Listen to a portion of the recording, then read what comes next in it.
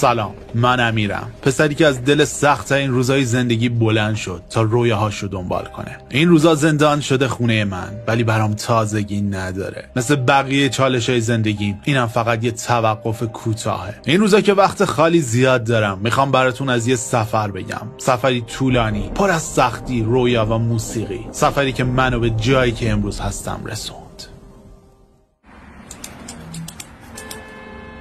مادرم همیشه میگفت وقتی به دنیا اومدی خیلی لاغر و ضعیف بودی، ولی با همون جسته کوچیکتم خوب بلد بودی دلبری کنی. میدونید زندگی برای من هیچ وقت ساده نبوده. پدرم یه خیاط درگیر با اعتیاد، با درآمد پایین، که اتفاقا به خاطر کارش مدتی هم به رشت رفتیم. اما مادرم یه زن قوی که برای ما جنگید. من و خواهرمو با هر